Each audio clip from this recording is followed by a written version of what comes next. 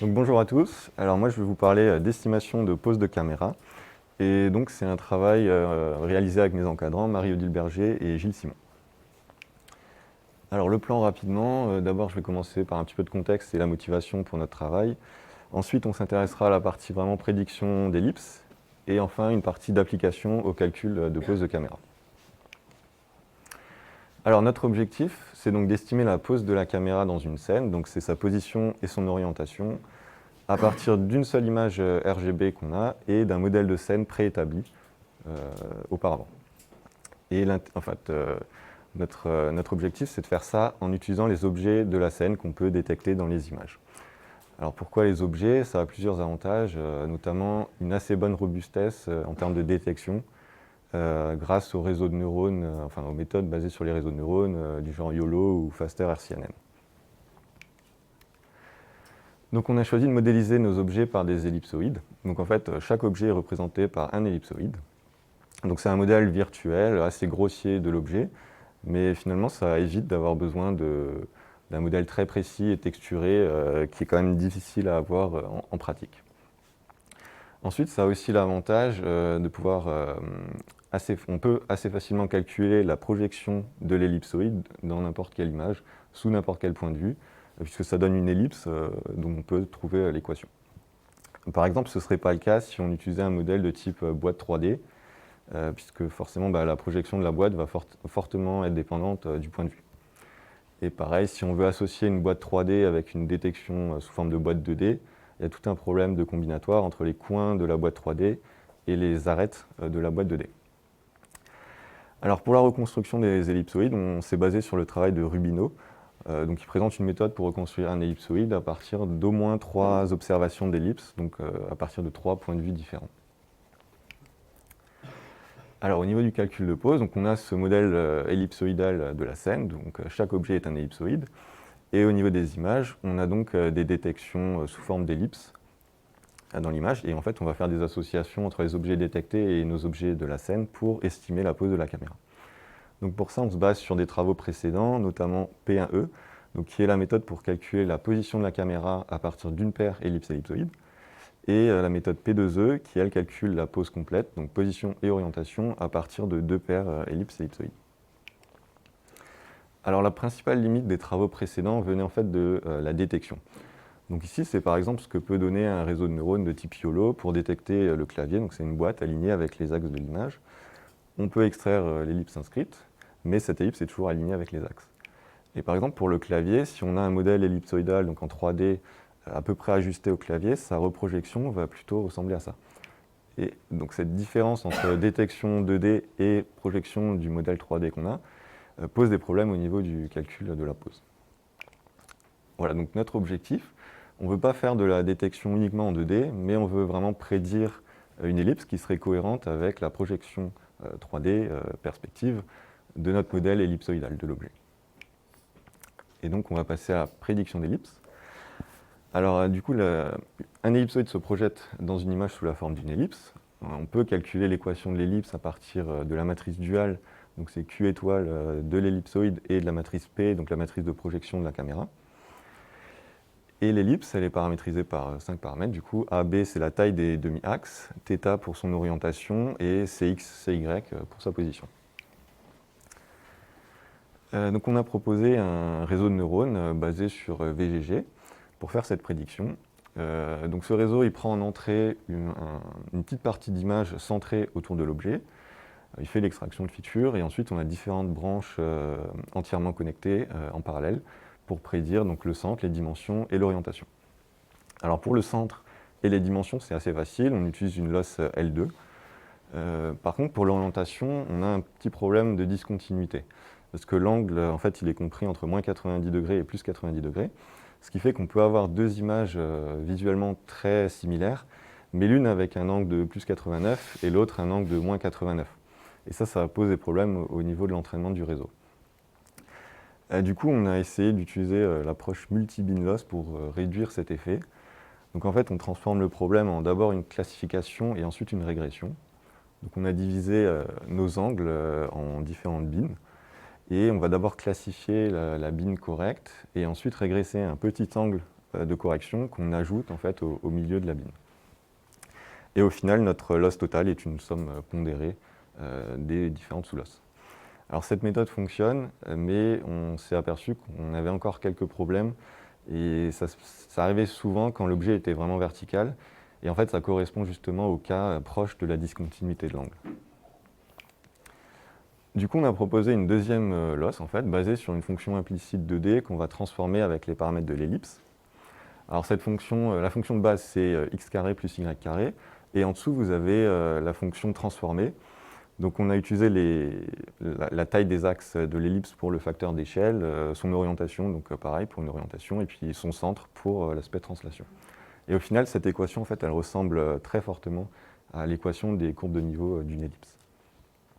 Donc au niveau de l'entraînement, on a deux fonctions, en fait, l'une modifiée avec les paramètres prédits et l'autre avec les paramètres vérité terrain. Et on va les comparer en fait, en faisant un échantillonnage sur une grille régulière et en prenant une distance L2 de chaque valeur. Donc cette loss, elle a l'avantage de combiner de manière beaucoup plus naturelle les paramètres de l'ellipse. On n'a plus de problème de discontinuité de l'angle. On n'a pas non plus de problème d'ambiguïté pour l'angle quand l'ellipse en fait est un cercle, puisque ça peut arriver. Ce n'était pas le cas précédemment, puisque avant on pénalisait l'angle même dans le cas d'un cercle, ce qui n'est pas vraiment logique. Et en même temps, on n'a pas non plus besoin d'avoir un réglage d'un coefficient de pondération pour équilibrer plus ou moins les paramètres d'angle, enfin les termes d'angle et les termes de distance dans la loss. Alors au niveau de l'entraînement, on obtient nos ellipses vérité terrain juste en reprojetant notre modèle de scène dans les images d'entraînement dont on connaît les poses. Ça permet d'entraîner le réseau de prédiction d'ellipses. Et en même temps, on peut aussi fine-tuner le réseau de détection d'objets. Donc nous, on a utilisé Faster RCNN. Pour ça, on a juste à prendre les boîtes, enfin à transformer les ellipses en boîtes, et on peut facilement fine-tuner ce réseau. On a fait un petit peu d'augmentation de données, donc en ajoutant des transformations aléatoires sur nos images d'entraînement qu'on passe au réseau. Donc il y a de la translation, de la rotation, des déformations de perspective, du flou et du bruit au niveau des couleurs. Et maintenant, on va voir l'application à l'estimation de la pose de la caméra. Donc pour rappel, on a ce modèle de scène sous forme d'ellipsoïde. Maintenant, on a des détections d'objets améliorées sous forme d'ellipses qui peuvent être orientées aussi. Et on veut calculer la pose de la caméra. Alors un premier résultat sur Line Mode. Donc ici, il y a un objet central auquel on s'intéresse. Et ici, vous avez donc en vert, c'est les ellipses prédites. Et en bleu, c'est la reprojection avec la pose vérité terrain de notre modèle ellipsoïdal de l'objet. Donc forcément, pour avoir une bonne estimation de la pose, en fait, on veut que les deux correspondent très bien. Ce qui est plus ou moins le cas ici, ça marche assez bien. Alors un deuxième objet, pareil, il y a une petite différence sur l'image en bas à droite, et un troisième. Voilà. Maintenant, si on compare ces résultats avec ce qu'on obtient avec l'ellipse inscrite, on voit qu'il y a une sacrée différence. En fait, à chaque fois que l'objet est reprojeté sous une forme d'ellipse inclinée dans l'image, on va avoir une grosse amélioration avec l'ellipse prédite. Et ici, du coup, c'est les résultats quantitatifs en termes de précision de position estimée. Alors dans ce cas-là, on estime uniquement la position parce qu'on n'a qu'un seul objet. Donc on est un petit peu limité, on est obligé d'utiliser une orientation approximative, on la prend bruitée en fait, pour la partie orientation. Et donc les courbes, elles représentent le pourcentage de position correctement estimée sur l'ensemble du dataset en fonction d'une erreur de position qu'on autorise. Et donc on voit pour les différents objets, les ellipses prédites améliorent vraiment les résultats. Alors, une autre expérience assez intéressante, c'est l'indépendance à l'ellipsoïde reconstruit. Alors là, vous avez 3 ellipsoïdes pour cette perceuse. Donc l'ellipsoïde bleu, c'est celle utilisée précédemment. Et je l'ai modifiée manuellement 2 fois. Donc il y a l'ellipsoïde verte et même l'ellipsoïde rouge qui ne correspond plus du tout à l'objet. Mais finalement, en termes de résultats, on obtient des choses assez similaires. Donc ça prouve bien que le réseau, comme il a été entraîné avec un ellipsoïde qu'on a fixé initialement, il arrive à l'apprendre plus ou moins bien. Et du coup, c'est assez important pour nous parce que dans l'étape de reconstruction, on n'a aucune garantie que nos ellipsoïdes correspondent bien aux objets. Et puisque de toute façon, les objets n'ont pas forcément une forme ellipsoïdale. Et aussi en fonction des points de vue qu'on utilise, la reconstruction peut être un petit peu plus ou moins étirée suivant certaines directions. Alors une autre expérience sur des données synthétiques, où là on voulait évaluer l'influence de l'éloignement par rapport aux poses utilisées lors de l'entraînement. Donc on a des objets sur une table, toujours un ellipsoïde par objet. Et ici, vous avez les positions utilisées pour l'entraînement en bleu, et en rouge, c'est des positions utilisées pour l'évaluation, qui s'éloignent beaucoup plus de la table. Et alors en termes de résultats, donc là vous voyez, pour cette trajectoire-là, les résultats sont assez bons, puisque bon, elle reste assez proche finalement de la table. Pareil pour la blanche, au niveau du bas, c'est assez correct. On commence à avoir quelques erreurs pour la trajectoire blanche du haut, qui est quand même assez éloignée des données d'entraînement. Mais ça reste tout à fait correct. On a testé par exemple la méthode PoseNet, donc c'est un réseau de neurones qui prend en entrée l'image entière et qui prédit directement 6 paramètres de pose. Et il a beaucoup plus de mal à se généraliser à des nouveaux points de vue éloignés des données d'entraînement en fait. Et alors pour finir, une expérience un petit peu plus réaliste sur le dataset 7 scènes. Donc dans cette scène, on a reconstruit 11 objets, toujours à partir de 3 vues pour chaque objet. Ils sont répartis dans 7 catégories, il y a les télés, des Xbox, des dossiers de chaises. Et on a 3000 images d'entraînement, 3000 images d'évaluation.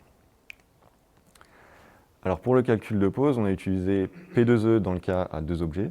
Et à partir de 3 objets détectés, on a utilisé P3P, qui de base est une méthode basée points. Et donc en fait, nous on prend les centres des ellipsoïdes et les centres des ellipses.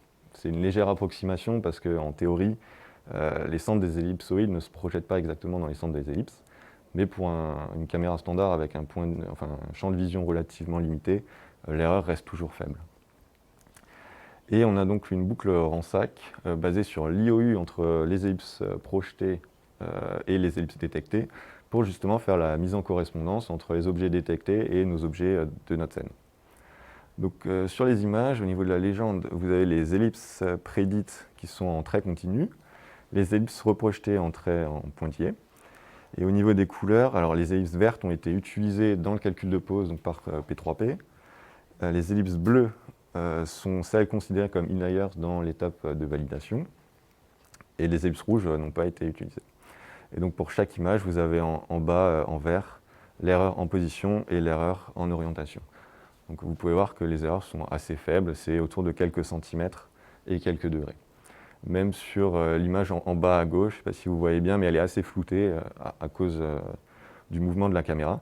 Mais malgré tout, notre méthode marche très bien, parce que voilà, en fait, c'est surtout dû à la détection qui fonctionne malgré tout. Par exemple, une approche basée points pourrait être un peu plus gênée que nos objets. Et quelques comparaisons avec d'autres méthodes. Alors là, vous avez de nouveau les pourcentages de pose correctement estimés pour la position en haut, l'orientation en bas. Et donc on s'est comparé à différentes méthodes. Là, il y a Reloc OpenVSLAM, donc c'est le module de relocalisation d'OpenVSLAM, qui est un SLAM basé point. Donc c'est uniquement le module de relocalisation, donc c'est celui qui est utilisé quand le tracking échoue et que le SLAM doit se relocaliser à partir d'une seule image et de la scène calculée jusqu'à présent. En jaune, c'est PoseLSTM, donc c'est une évolution de PoseNet. C'est un réseau de neurones qui prend en entrée une image et prédit directement 6 paramètres de pose absolue. La courbe verte, donc Inscribe, en fait, c'est notre méthode basée objet, mais avec les ellipses inscrites. Et en bleu, c'est notre méthode avec donc, nos ellipses cohérentes à la 3D. Donc on voit qu'on améliore de manière assez importante les résultats, notamment en termes de robustesse par rapport au SLAM qui a tendance à échouer plus souvent. Par contre, bon, pour la séquence 3, par exemple, on voit que le SLAM est légèrement plus précis quand même sur certaines images, mais en même temps, c'est aussi dû à la scène qui s'y prête bien, puisqu'il y a pas mal de textures. Donc tous ces résultats sont obtenus sur toutes les images avec au moins 2 détections, en sachant que notre méthode fonctionne quand même mieux à partir de 3, 4, 5 objets.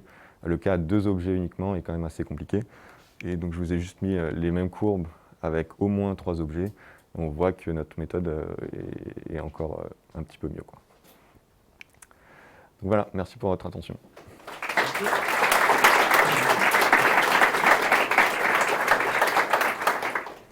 Des questions ?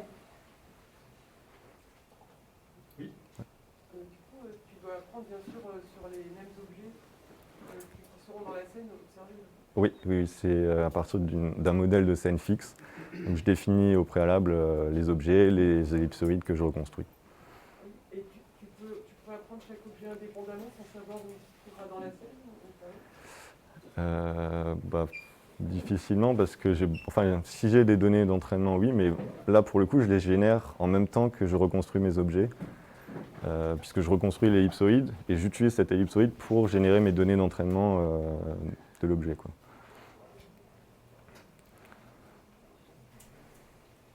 D'autres questions?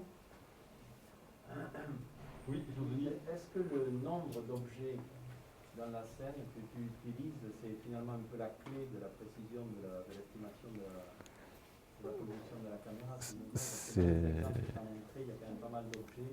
Ouais. Quelle est l'incidence? C'est assez important, effectivement. En fait, c'est surtout le nombre d'objets qu'on peut détecter de manière correcte dans l'image. Alors ici, il y en a pas mal. Pour tous les exemples, il y en avait beaucoup. On peut estimer à partir de 2 avec la méthode P2E, mais c'est quand même un cas très compliqué. Ça ne se passe pas toujours bien. À partir de 3, 4 et au-dessus, ça se passe très bien en général. 3, c'est un petit peu à la limite. À partir de 4, 5 objets détectés dans l'image, ça se passe bien.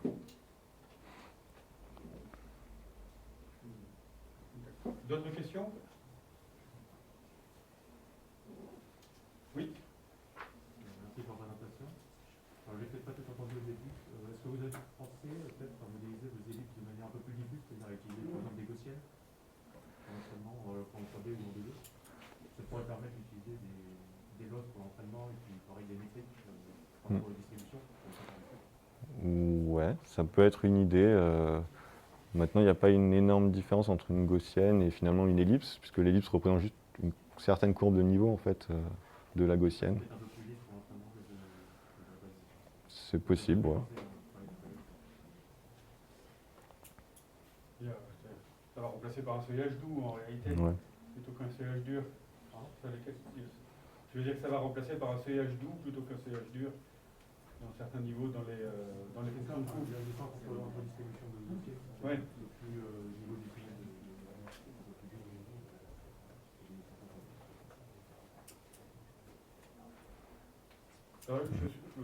Il y a d'autres questions? Puisque tu as plusieurs images dans la détection, est-ce qu'il va y avoir une limite au niveau, par exemple, lors de la reconstruction de l'ellipse au problème d'occultation? Parce que je suppose que ça va se produire. Comment on la décide? Ouais, alors pour l'instant, on choisit nous-mêmes les images de reconstruction, donc on n'a pas vraiment ce problème. Mais effectivement, il faudrait, je pense, en prenant plusieurs points de vue, on arriverait au moins à en avoir quelques-unes qui soient à peu près bonnes. Mais comme de toute façon, on n'est pas vraiment lié à la qualité de l'ellipsoïde, c'est pas si important que ça, quoi. Non. En fait, l'ellipsoïde n'a pas besoin d'être vraiment bien ajusté à l'objet. C'est ça. C'est plutôt un modèle virtuel qu'on a de l'objet. D'accord. D'autres questions? On va remercier encore notre orateur. Merci.